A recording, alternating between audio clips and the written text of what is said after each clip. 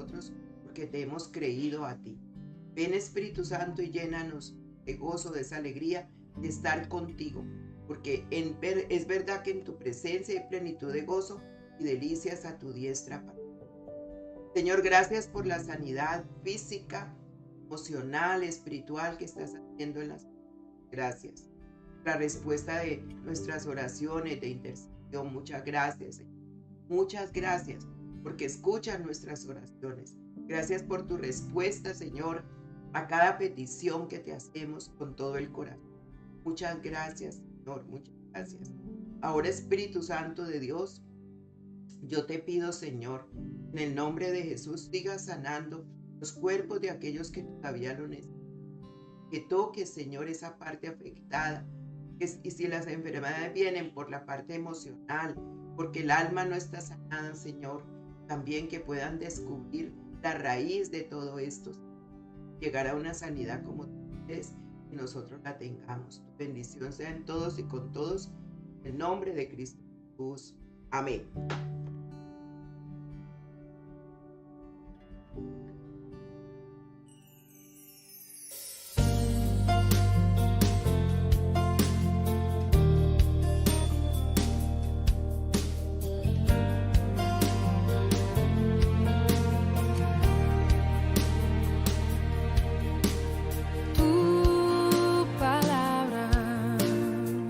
Bueno, entonces continuamos con nuestro tema de hoy es cómo ser libre de esa culpa. Que el enemigo quiere colocar y sembrar y hay personas que no pueden salir de él.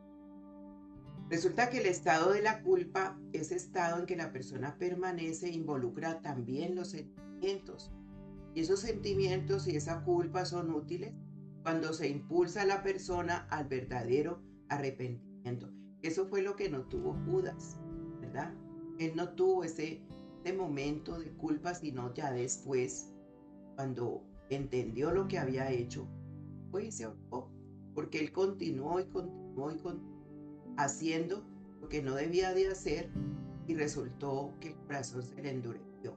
Cuando el corazón se endurece, aún en la misma presencia de Dios, pues ya el espíritu está dormido, o sea, ya no hay nada que hacer. La persona se aleja mucho. Esa es la muerte espiritual de la que habla el Señor. Entonces Satanás también quiere utilizar esos sentimientos de culpa para alejarnos más de Dios, porque Él es el que va y nos lleva ante el Padre las quejas de nosotros, nos acusa, Él es el acusador. El Señor le llama el acusador. En 2 Corintios 7:10, en la versión de Dios habla hoy, dice: pues la tristeza según la voluntad de Dios conduce a una conversión que da por resultado la salvación y no hay nada que lamentar. Pero la tristeza del mundo produce la muerte. Entonces, cuando usted no siente tristeza y dolor por lo que usted ha hecho delante, pues entonces ahí está grave, que la conciencia está cauterizada, el corazón ya se endureció y no hay nada más que hacer hasta que vaya de verdad ese deseo de eso. Hay una parte de la Biblia que a mí me llama mucho y es porque el Señor siempre en su palabra nos va a dar, siempre nos va a decir cómo debemos de hacer cosas, ¿sí? Porque resulta que mire por lo menos esta parte, y la tristeza según la voluntad de Dios. Resulta que nosotros a veces tenemos que ponernos de acuerdo con el Señor qué es pecado, porque esa es otra cosa, ¿sí? Si nosotros no nos ponemos de acuerdo con el Señor a lo que Él llama pecado para nosotros aceptarlo en nuestra vida, pues nunca vamos a salir, porque no podemos opinar mayor cosas que Dios. No, es que esto para mí no es pecado. Dios dice que eso es pecado, para mí no. Y esa fue la estrategia de Satanás cuando hizo caer a Eva. Con que Dios te ha dicho, comas de ese árbol. Todo lo que el Señor dice que no hagamos es porque va en contra de nosotros para destruirnos. Pero nosotros lo tomamos como, no, eso no es, no, que va. Eso dice de la Biblia, no, yo no creo en eso. Yo he hecho esto y esto y a mí no me ha pasado nada. Mentiras, porque tenemos que ponernos de acuerdo con Dios a lo que él llama pecado es pecado. Y ahora no existe el pecado grandote, el pecado chiquito, el pecado mediano. No existe eso en la vida. Pecado es pecado. Entonces él en Isaías 6 dice, ven y pongámonos a cuenta. Ven, pongámonos a cuenta, pongámonos de acuerdo. Isaías. A mí este pasaje me llena mucho porque es que no es como yo vea el pecado, es como Dios lo ve. Y lo ve de esa manera porque Él no quiere que mi vida se destruya, que el enemigo la aproveche, que yo me vaya a otro lugar que no eligió para mí, y desafortunadamente se llama infierno. Entonces Él no quiere que yo vaya allá, Él quiere que yo tenga una eternidad con Él. Empieza desde el momento que acepté a Cristo en mi corazón. Entonces vemos a un Judas que lo había aceptado, pero no le obedecía ni le creía. Y estaba con él, o sea, muestra que pueden muchas personas tener la presencia de Dios para tener intimidad con él y no. Entonces la culpa de este mundo está llena de condenación y desesperanza. Nos dice que somos malos, que no hay nada suficiente para que lo que hagamos sea bueno, ¿cierto? Nos miente sobre el carácter, que allí trabaja el enemigo, insistiendo en que debemos tratar de ganarnos el favor de un Dios que nunca lo hará por nosotros. Él te va a castigar, Él no te va a perdonar eso, no vas a poder salir de eso.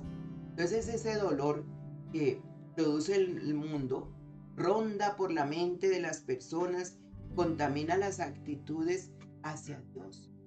Entonces se va alejando la persona, se va alejando hasta que queda completamente envuelto en sus problemas, sus vicios, todas sus cosas.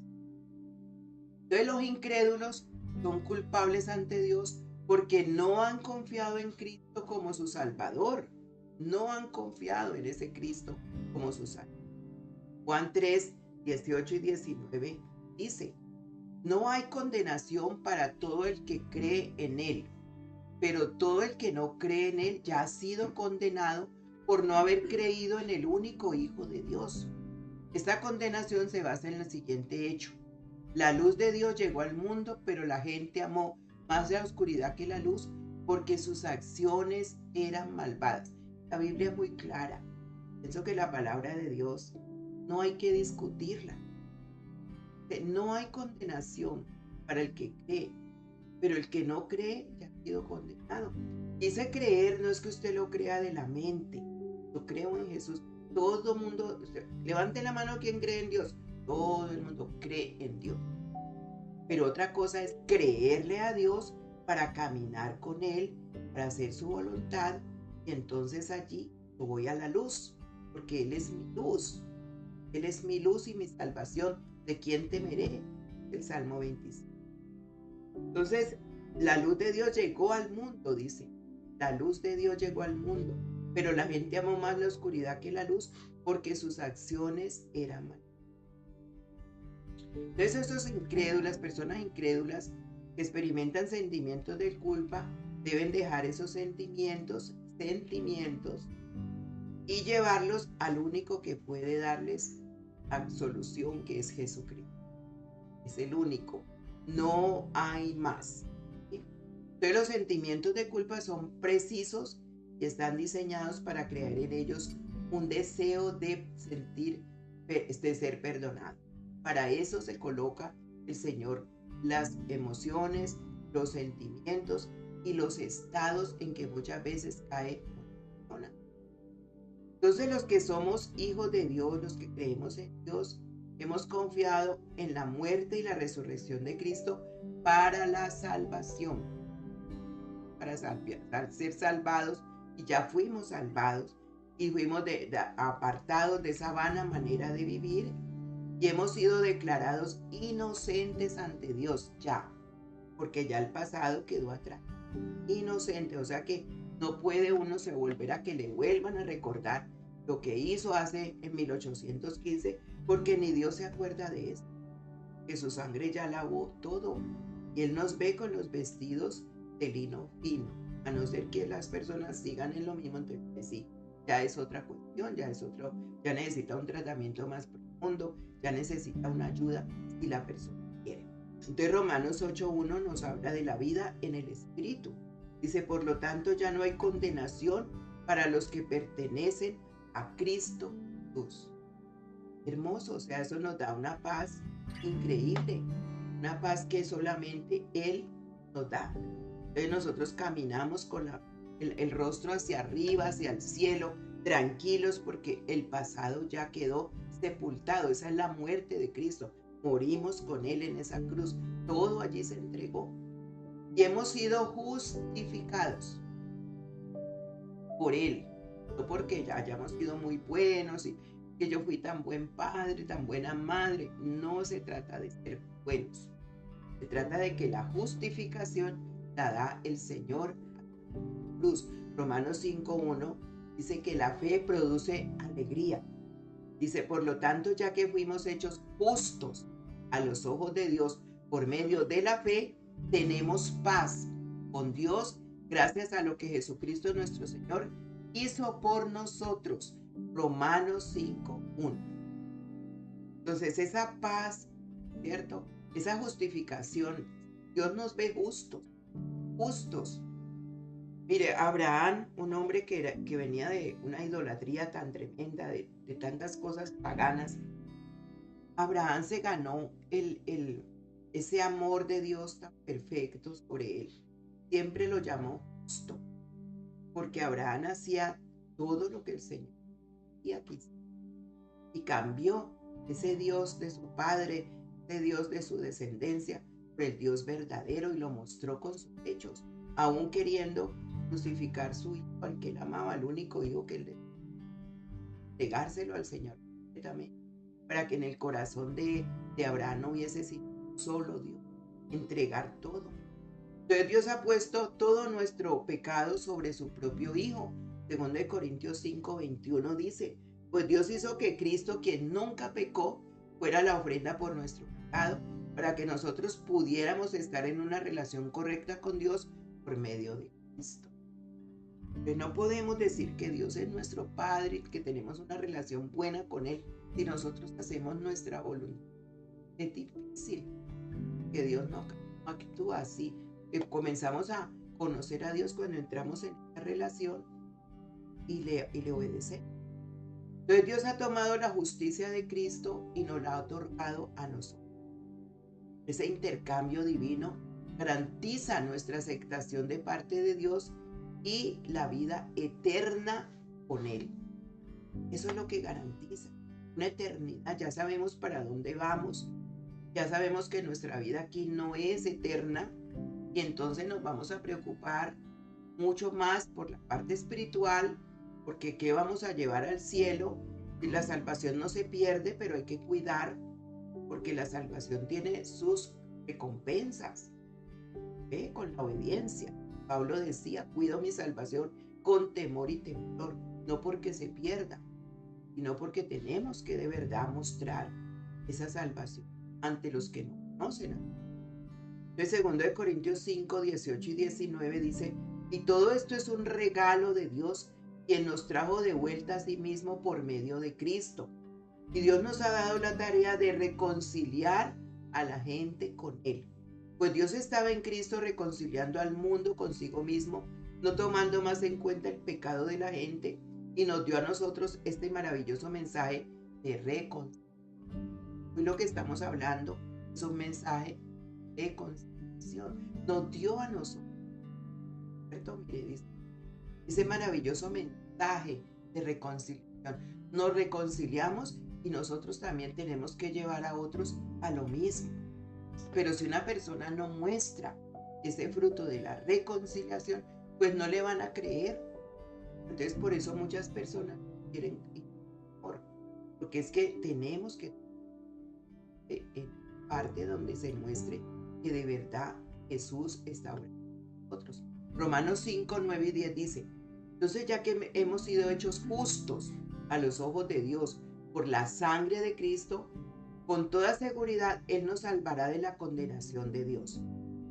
Pues como nuestra amistad con Dios quedó restablecida por la muerte de su Hijo, cuando todavía éramos sus enemigos, con toda seguridad seremos salvos por la vida de su Hijo, la resurrección. ¿Sí ve? Romanos 5:9. La Biblia nos lleva a abrir esos ojos. Dice que ya estamos hechos justos a los ojos de Dios por la sangre de Cristo. La sangre de Cristo nos introduce a tener esa relación, rompe ese velo que había, que no nos dejaba entrar y ver al Padre. Hoy en día podemos decir que somos huérfanos, no que tenemos un Padre y que disfrutamos de una célula celestial, Padre, Hijo, Espíritu Santo y todo, ¿cierto? Así como estamos hoy, estamos en una célula celestial. Usted no puede ver cómo se mueve el cielo cuando estamos en estos tiempos de devocional, pero sí se mueve, es verdad. Todo es de acuerdo a nuestra fe y a lo que hemos creído del Señor. Entonces, cuando fallamos, tenemos la promesa de que si le confesamos a Él nuestros pecados, Él es fiel y justo para perdonar, para borrar todo rastro de culpa que quiera quedarse en nosotros. Pero ese confesar y dar la vuelta es no volver a estar en lo mismo. Ya, o sea, queda atrás porque Él así lo quiere. Es porque Jesús así lo quiere. Para eso fue a la cruz. Entonces hay culpa real, culpa imaginaria, culpa ficticia. Culpa real, culpa imaginaria, culpa ficticia. Entonces muchas personas luchan con una falsa culpa. Son perdonados, pero todavía se sienten culpables, se sienten acusados, se sienten atrapados en la culpa. Y pueden pensar, bueno, yo sé que Dios me ha perdonado, pero no puedo perdonarme a mí. Entonces, por eso esas personas oran, confiesan ese pecado y creen que Dios les ha concedido el perdón gracias a Jesús. Sin embargo, continúan castigándose a sí mismos, dándose gazotes, porque no pueden creerlo. Esa es la culpa imaginaria. Es una culpa falsa. Y esa culpa puede no ser con lo que se piensa, sino que el mismo Satanás, como se le abrió una puerta, cuando nosotros somos los que le abrimos la puerta a Satanás. Entonces susurra en el alma de esa persona que no merece el perdón completo, que le demostremos a Dios lo arrepentido que estamos, así le demostremos. Él susurra allí, dice, eso no vale, y debemos seguir llevando la carga de la vergüenza porque merecemos esa carga. Entonces él habla al alma de la persona y dice que no es digno de aceptar el perdón de Dios hasta que nosotros nos castiguemos a nosotros mismos. Y luego sigue mintiendo, o sea, ahí envuelve mentiras con verdades, diciéndonos que si nos aferramos a la culpa, estamos siendo personas humildes. Eso es falso. Es falso porque la Biblia ya nos está explicando cómo nos ve el Señor cuando confesamos de verdad. Entonces usted no tiene que llorar por el pecado en sí, o sea, lo que le hicieron, sino por lo que usted hizo delante de Dios, porque Dios todo lo ve. Es todo lo contrario. Entonces, al aferrarnos a esos sentimientos de culpa, después de haber sido perdonados, estamos siendo orgullosos. Y el orgulloso, el Señor lo mira lejos. La humildad es aceptar con gratitud un perdón que nunca se puede ganar, que vive para demostrar con el agradecimiento. Es la gratitud tan grande, saber todo lo que Dios ha hecho en mi vida y por mí. El orgullo dice, Dios no puede perdonar, ¿sí? Porque mi estándar es más alto que Dios. Y entonces lo que Jesús hizo en la cruz puede ser suficiente para cubrir otros pecados, pero yo no creo que Jesús me perdone esto es grave. Yo me acuerdo de mi jefe que yo tuve cuando trabajé. Le dije la primera vez que iba para Jerusalén, ¿qué quiere que yo pida en Tierra Santa? Porque me dio mi permiso remunerado, era en ese tiempo 21 días que y me lo dio remunerado, no me iba a sacar eso de mi trabajo. Le digo, ¿qué quiere que pida allá? Yo he ido a todos los países, pero no, hombre, rico. Todos los países que los conozco, he visitado todos los países, pero ese país nunca me... que yo soy muy pecadora y nunca, nunca, yo lo que quisiera, Amparito, por irme. Hombre con todo, ¿verdad? Una empresa que yo me acuerdo tanto de eso, y le dio una ataque cardíaco, compartirle de Cristo, pero me dio mucho, palabras se me quedaron hasta el día de hoy, hace mucho, como él decía, no puedo entrar a esa tierra, nunca. Así hay personas que se sienten, no puedo entrar a la presencia de Dios porque nunca, nunca me va a perdonar. Entonces, debo yo de ayudar a Jesús para que este pecado siga castigándome a mí. Lo que el enemigo te hace creer. No puedo hacer así. Entonces, cuando la persona se aferra a esa culpa, ofendemos, insinuando que su muerte en la cruz no fue suficientemente poderosa, que su sangre no sirve para cubrir pecados. Entonces, esa falsa culpa impide a la persona crecer espiritualmente, tener comunión con Dios y con las otras personas. Se convierten en los cristianos que no son maduros, sino inmaduros. Inmaduros y siguen llevando su vida con pensamientos cuando Dios quiere.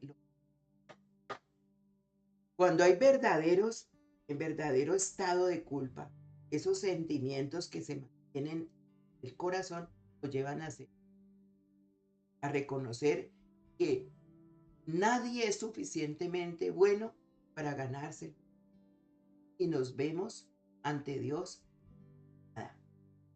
Y entonces ese reconocimiento de culpa nos impulsa a recibir con gratitud lo que Dios hace a nuestro. Y ahí es donde viene la verdadera adoración. Porque la verdadera culpa siempre nos va a impulsar hacia Dios. La falsa nos aleja. Y esa es una forma de verla. Que cuando usted se esconde, cuando usted no quiere, cuando usted no acepta el ofrecimiento de Cristo, se esconde, falsa culpa, pero la verdadera nos impulsa a desnudarnos, a decir no más con esto y a mostrar lo que nosotros necesitamos. La falsa culpa ve el fracaso como una sentencia de vida, pero la verdadera culpa ve el fracaso como otra oportunidad para experimentar más de la misericordia y de la gracia de Dios, la humillación verdadera. El pueblo de Israel se humilló muchas veces, y Dios lo escuchó cuando veía sus corazones contritos y humillados. El Señor nadie lo puede, las lágrimas de cocodrilo Él las conoce, pero las lágrimas del dolor por lo que se ha hecho, corazón contrito y humillado, como dice David en el Salmo 51, no despreciará a Dios. Entonces esa culpa falsa se aferra a las personas después de haberse arrepentido, incluso. Imagínense. Y entonces cuando aprendemos nosotros a reconocer la diferencia, la culpa no tiene por qué dominar nuestra vida. No tiene por qué. Entonces el enemigo vuelve a querer tratar de traer a recuerdos cosas que se hicieron, y ahí es donde usted tiene que decir, vete de mí. Porque Dios pagó un alto precio para que pudiéramos caminar en libertad. 2 Corintios 9:15 dice, gracias a Dios por este don que es tan maravilloso que no puede describirse con palabras. Pagó un alto precio. Entonces la justificación anula la culpa. Por eso Dios nos ve justos y esto anula la culpa. Para los que estamos en Cristo, esos sentimientos de culpa pueden ser una llamada de atención de algo que no está bien y que tenemos la oportunidad de confesar ese pecado, pero apartarnos también de ese pecado. David vivió todo esto, por eso el Salmo 51 es Dios. Los sentimientos de culpa son simplemente como una herramienta que Dios utiliza para revelar el pecado. Ver que hay algo que no está mal. Es esa voz de la conciencia. Cuando no hay pecado, es porque el enemigo utiliza la culpa y hay que renunciar a eso. Hay que renunciar. Yo ya no estoy en eso, pero el enemigo te sigue acusando. Entonces hay que renunciar, hay que limpiarse, hay que ayunar, hay que buscar por qué Él te sigue acusando. Por si tú no estás en eso, en el pasado, en lo que estabas haciendo, no estás en la idolatría, en la pornografía, en la mentira, en el adulterio, en la fornicación, si no estás en eso, ¿por qué el enemigo te sigue acusando? Entonces es mirar a ver si hay una falsa culpa y empezar. Entonces no fuimos diseñados para cargar, porque Jesús ya hizo por nosotros todo. Colosenses 2:14 dice, Él anuló el acta con los cargos que había contra nosotros y la eliminó clavándola.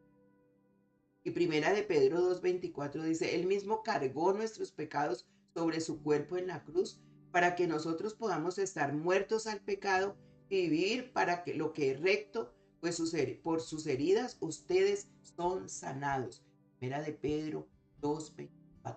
Entender la muerte de Cristo en este momento, recién pasamos de todo esto, esto es lo que nos hace libres, pero no para volver a abrirle las llagas al Señor.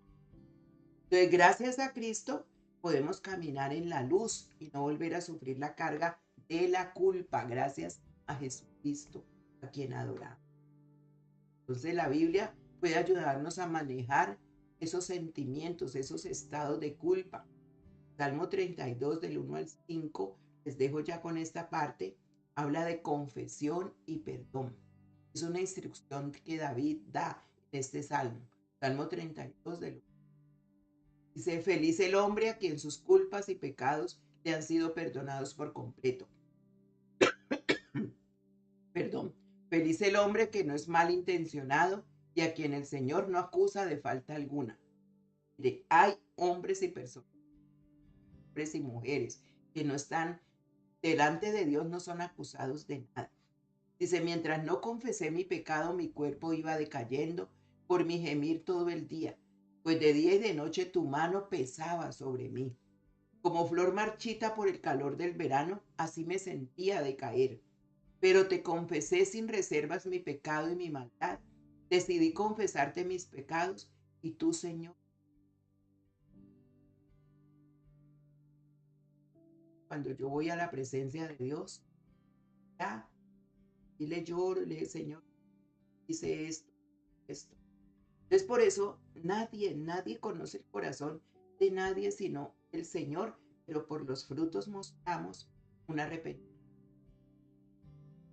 Entonces si cometemos un error y nos arrepentimos de verdad, siempre Dios nos va a ayudar y nos va a ayudar a sentirnos libres. Es algo tan increíble porque es la paz verdadera, es el gozo que da el Espíritu. Salmo 86:5 dice, porque tú, Señor, eres bueno, perdonas y eres todo amor con los que te invocan de veras. Así que continuamos a seguir viendo cómo hacerlo. Ya lo estamos viendo, cómo hacerlo. No se deje creer el enemigo que le acusa cuando usted está libre ya. Dice, resistid al diablo y huirá de resistirlo con la obediencia, sujeción a la ley, a la palabra de Dios y a lo que. Padre, gracias por esta mañana, por habernos regalado contigo, porque sabemos que donde hay dos o más en tu nombre, tú estás.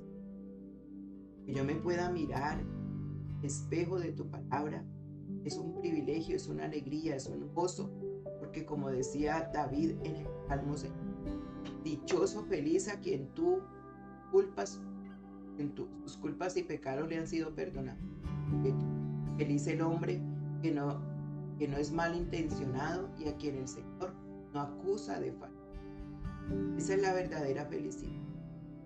Que tú no nos acuses de falta alguna, que ya todo quedó en el pasado. Por eso, Espíritu Santo, te pedimos podamos este día entregar toda carga de culpa. Pedimos, Señor, que escudriñes el corazón de cada uno de nosotros y mires allí si hay camino de perversidad y nos guíes por senda, porque ya tú nos pusiste vestidos blancos resplandecientes. Nos has justificado por la sangre de Cristo. Nos acercamos a ti por la misericordia y el amor. Gracias. Gracias porque hoy podemos disfrutar de esa libertad que da saber, Señor, que todo mi pasado quedó borrado, que tu sangre preciosa ocupa ese lugar en mi vida que es tan grande. Por eso la sangre de Cristo tiene poder para borrar, para limpiar, para hacer nueva nuestra vida. Danos dominio, que el Espíritu Santo pueda estar en nosotros con ese fruto del dominio propio en todas las áreas de nuestra vida, no en ni algunas, sino en todas, Espíritu. Que ese fruto se vea para que podamos aún florecer cada día más para parecernos. Es un camino que día tras día, muriendo a nosotros mismos para que tú seas exaltado. Porque cada día mi carne muera y yo muera para que tú vivas en mí. Tú seas exaltado en mi vida, Señor. Ese es el propósito, que ya no hay culpas en mi corazón, porque tú todo lo sanaste, Señor. Y cuando hay alguna culpa es porque el Espíritu Santo quiere que cambie ese momento que estoy haciendo para recibir el verdadero perdón y la libertad a la que tú me llamas. Señor, te necesito. Ven y lléname de tu presencia, llena cada hogar, cada familia, todo lo que están haciendo en este momento de peticiones, tú las estás escuchando. Así que abre tu boca y pídele al Señor, porque Él está escuchando, Él está inclinando ese oído precioso para escuchar petición. Gracias, Señor. La voluntad tuya es agradable, buena y perfecta. Dios sea en todos y con todos. Cristo Jesús. Amén y amén. 6 de la tarde, oración de intercesión. No nos olvidemos de nuestro campamento, ya casi, falta poquito, del 2 al 5 de mayo. Estamos muy contentos porque se han inscrito personas ya y no queda sino un mesecito. Precisamente hoy, del 2 al 5 de mayo. 30 días para que usted separe su cupo y vamos ahí. Disfrutemos del amor de Dios. Ese retiro es muy importante porque usted se aleja de todo lo que le puede causar interferencia para conocer más a Dios. Vale, hay que pagar el precio de todo, porque Él ya lo pagó por nosotros, pero hay que pagar el precio en intimidad. Dios me les bendiga. Vemos pronto.